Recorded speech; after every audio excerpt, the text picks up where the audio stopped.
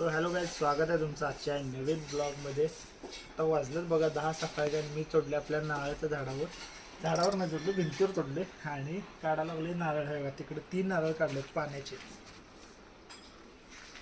आमच्या आजीला बरं नाही ना, तर तिला पण द्यायला काढलेत आणि आता मी काढणार आहे। सगळ्यांना घरच्यांना पण द्यायला काढणार आहे, कारण की आता हाताला आहे तोपर्यंत निघणार, नंतर वर गेल्यावर मग काढता येणार नाहीत आपल्याला, त्यामुळे काढायला लागले। आता चला दाखवतो तुम्हाला रूपात शहाळ काढायला लागले। नारळाचं पाणी बघा तिकडे 3 काढलं बघा।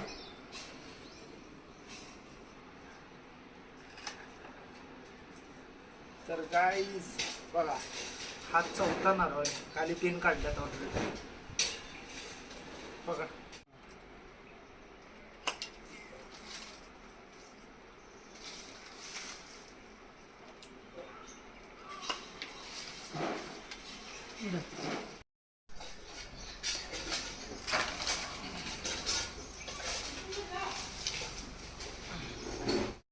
तर गाईज हा बघा 8वा नारळ आहे। एक खाली पडलाय, मला दिसला नाही, तिकडे 6 दिसले म्हणून 6 काढले। ते जरा वरून पडला जोरात, गाडीवर पडला नाही नशीब।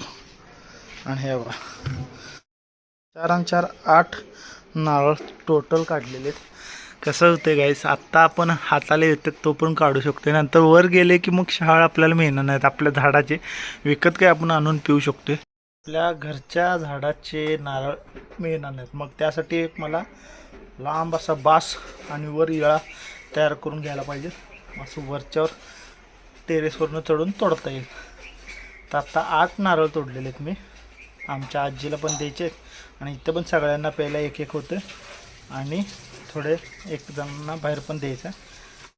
तर गाईज हे बघा नारळ किती काढल्यात, तर 1-2 जणांना द्यायचं पण आहे। म्हणजे त्याने पण आपल्याला काही ना काही देतात, तर मग आपल्या झाडाचं पण आपण काय असेल ते आपल्या संग पान नाही पानाचा देठ द्यायचा। तर थोडं नारळ आमच्या म्हणजे सासूबाईला पण द्यायचं आहे तिकडं, आणि 1-2 जणांना द्यायच्यात आणि 1-2 घरात ठेवायचं। तर ह्यासाठी एवढं नारळ काढल्यात। आणि नारळाचं जरा मध्ये मध्ये काय झालं हे बघा, असं रोग आल्यासारखं थोडंसं झालं, की कशामुळं होतं आहे ती जरा कमेंटमध्ये सांगा। पहिल्यांदा जी घड निघाला का नाही ती एकदम असा निघाला टवटवीत, आणि त्यानंतर दुसरा घड आहे ना असे निघायला लागले बघा, दुसरा तिसरा। मग हे कशामुळं होतं आहे कमेंटमध्ये नक्की सांगा। तर गाईज आज मम्मीचं काय चालू आहे बघा, तोंडला आहे तोंडल्याची भाजी आणि भेंडी करणार आहे। हे भाजी काय संध्याकाळी करायची रे, ती संध्याकाळची आत्ताच करायची। आता भाजत म्हणलं भेंडी भाजत काय करू, तर भेंडी पण कशी भाजत करते मी सांगते तुम्हाला। कांदा भाजून घ्यायचा आणि थोडासा कच्चा फारका ठेवायचा, थोडासा लई लाल नाही घ्यायचा, आणि त्यात हळद हिंग मीठ टाकायचं आणि मग भेंडी टाकायची। भेंडी भाजून घ्यायची चांगली तेलात, जशी वेगळी भेंडी भाजून करतात नाही ते, तर वेगळी भाजायला लागत नाही। आपण कांदा भाजून घातल्यानंतर काय तर तेलातच भेंडी भाजून घ्यायची, हळद हिंग मीठ टाकायचं आणि झाकायचं, आणि झाकून झाल्यावर 1-2 मिनिटानं चटणी टाकायची, म्हणजे ठसका पण उठत नाही लहान मुलांना, आपल्याला ठसक्याचा त्रास होत नाही आणि बिना ठसक्याची भेंडी तयार होते।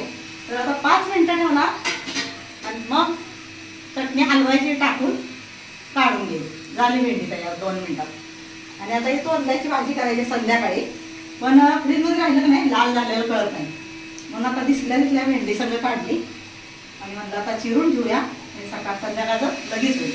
तर चला आता नंतर दाखवतो तुम्हाला। आज आम्ही चाललोय आपल्या फार्म हाऊसवर, का तर कशाचं तर नियोजन करायला चाललोय आम्ही सगळेजण, मी अजय मम्मी पप्पा चाललोय, आणि काय तर मोठं लवकरच तुमच्यासाठी सगळ्यांसाठी येणार आहे। आपल्या फार्म हाऊसवर काय तर मोठं आम्ही काम करणार आहे, आणि चला आता तिथं गेल्यावरच तुम्हाला दाखवतो काय कसं होणार आहे, कसं कसं काय काय आम्ही करणार आहे आणि कशाची तयारी चालू आहे ते पण तुम्हाला समजेलच। आणि चला आता तिथं गेल्यावरच बोलतो, कारण की मी इथं जास्त बोलत बसणार नाही तिथं। काय फायनली आम्ही आलो आपल्या फार्म हाऊसवर, आणि हे बघा टेप घेतला आहे आणि पप्पा तिकडे बसल्यात, आणि आता आम्ही चालले मापं काढायला। कशाची मापं काढायला चालली सांगतो तुम्हाला, खड्ड्यांची मापं काढायला। तर झाडं लावायची आहेत गाईज आपल्याला, आणि झाडांची खड्डं काढायसाठी त्यासाठी माप घेणार आहे. पहिला किती अंतर आहे आपलं त्याच्यावरून झाडं किती लावायचं ते बघणार आहे. आणि तिकडं शेडचं पण काम चालू होणार आहे आता लवकरच. शेड पण तुम्हाला बघायला मिळणार आहे. कशासाठी ते तुम्हाला मम्मीने सांगितलेलंच आहे आयडिया. आणि चला आता बघूया पुढं तुम्हाला बघायला मिळणार काय काय करणार आम्ही कसं कसं. मम्मी आता कसं होय ती शिवबाबा ठेवलं. सर गाईच झाडं लावायचं चालू आहे आमचं. अजून भरपूर झाडं लावणार आहे. चला आता दाखवतो तुम्हाला ते काय काय करायचं आहे. चला इधर अजय. होय डाळिंब लावली की मोठे लागले. बाहेरच्या देशाचं विकू आपण. होय एक्सपोर्ट करू. डाळिंब आले बाहेरच्या देशाचं विकू म्हणजे पैसा मिळतो जास्त. पैसा ही पैसा होगा. डायरेक्ट बाहेरच्या देशात इथं कसा पैसा लागत नाही जास्त. दोन्ही घाले इथे घाले पडलं साले को बमचे उडान लागेल पायाला खेळण्याची आता बघ त्याला घरी लागेल काय कोंब लागेल. फायनली झालेलं आहे आमचं पाण्याची झाडं कशी लावायची ते पण झालेलं आहे. पण आता उद्या पण लवकर यायचं आणि पटकन आता आम्ही निघतो कारण की आजचं आमचं काम झालेलं आहे. ते शेडचं मटेरियलचं लिस्ट पण घेतलेलं आहे मिस्त्रीकडून आणि जातो आता आम्ही. गाईज आम्ही थांबलोय आता रस प्यायला. उसाचा रस. झाडं बघा नारळाची झाडं केवढी मोठी मोठी आहेत.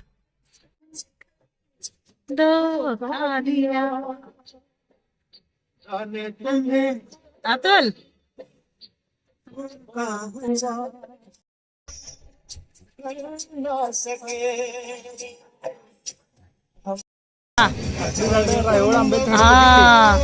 होय छोटे छोटे आंबा आहेत. हा राई आंबा छोटे छोटे असतात. होय हाय की हो इथं भरले बघ. हे बघ इथं लटकल्यात समोर. होय बारीक बारीक चौकायचे. हा छान असतात. किती भारी आहेत बघ. हे बघ तिथं लटकलाय. बघ इथं आता आलोय बघा घरी आणि आता लावतो गाडी पहिला आणि मग तुम्हाला सांगतो काय काय झाले. गाईज फायनली आम्ही घरी पोचलोय आणि आज आम्ही काय केलं सांगतो तुम्हाला गाईज. आज गेलो शेतात मापं घेतली झाडं लावायची आणि ती झाडं कशाची लावणार आहे आम्ही ते तुम्हाला झाडं आल्यावर दाखवतो आणि सांगतो काय करणार आहे आम्ही. आणि इकडं शेड जे झाले ते शेड आम्ही थोडंसं सामान वगैरे ठेवायला पण केले. बाकी पुढचा जो जागा होता पट्टा जिथं भाजी वगैरे लावत होतो तिथं आपण शेड घेणार आहे. आणि बाकी जो पेस आहे तो आपल्याला पेरायला वगैरे ठेवणार आहे. तर आता असं झालं आहे आमचं नियोजन आणि कसं कसं काम होते ते तुम्हाला पुढं बघायला मिळणारच आहे. चला आता भेटूया थोड्या वेळ तुम्हाला.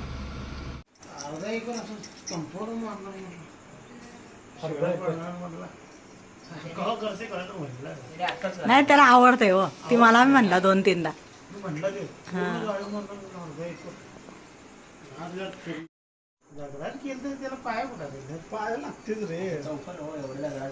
अतुल अय अजय कसं असतं सांग का. पत्र्याच्या शेडच्या आतल्या साईडला दाबली पत्रा ही लावणार तेवढं 1.5 फूट भरून पसते तेवढंच. त्या पत्र्याला काय होतच नाही. लगेच काही गरजत नाही म्हणलं पत्र्याला. नाही आपल्या शेपटीसाठी काहीतरी लावायचं आतनं म्हटलं विटा नसतं नाही तर पत्रा एखादा विटापासून आपण एक दिवस बसलं चाललं बसून बसून दुसरं थर लावलं तरी चालते. 2 विटा थर लावतो बस एक वरून बसेल त्या पत्र्याला टिकते वीट ना. काढून ठेवायला आपण जेवढं तरी तसंच त्या किती गोबा गेला सांगतो. सळी जॉईंट करायची याला पळी लावून वतायची सिमेंट त्यावर बांधकाम करायचं. खर्च आहे ना. आलं लक्षात का नाही. आलं लक्षात. स्वतः स्वतः आपला पण केला. एकाच जनावर आलो खंड शिवाय ओढून गेलं काय लागलं काय म्हण काय 4 डांब खवायची बिबळ्या म्हण येते. बिबळ्या बिबळ्या ए बिबळ्या कुठला आला रे. 2 आहे 2 प्रकार त्याची पट्टा असते नाही त्यात फरक असते. बिबळ्या पट्ट्या बिट्ट्या बिबळ्या